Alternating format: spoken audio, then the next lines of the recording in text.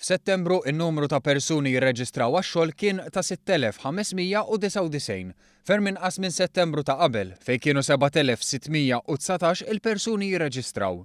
Dan ifisser tnaqqis ta' 1020 biex bekk in-numru ta' nies jirreġistraw jinsab fl-inqas livell għal iktar minn 3 snin. Informazzjoni mill-Korporazzjoni għax-xogħol u t-taħriġ tindika li tnaqqis ta' qatt ġie rreġistrat fl-etajiet kollha, bl-ikbar differenza isseħħ f'dawk ta' età bejn 30 u 44 sena, numru li naqas b'277. In-numru ta' nies jirreġistraw f'Għawdex naqas b'4%. Persuni ta' età inqas minn 20 sena u jirreġistraw naqsu b'aktar minn terz. Il-Gvern qal li dan kollu joffri kontrast mal-istess perjodu taħt l-amministrazzjoni preċedenti fejn kien hemm żieda ta' 769 persuna jirreġistraw, inkluż żieda ta' 5% f'Għawdex u 4% fost iż-żgħażagħ taħt l-20 sena.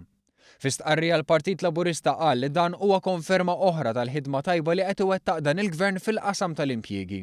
Il-Partit Laburista żied jgħid li minkejja riżultati pożittivi il-Gvern mhux se jaqaf jaħdem għax jifhem lil dawk il-persuni li għadhom ifittxu xogħol jew ma jistgħux.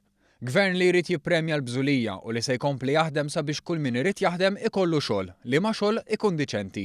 Dan filwaqt li ser jiġġieled l-abbużi permezz ta' qatt ta' inċentivi u miżuri.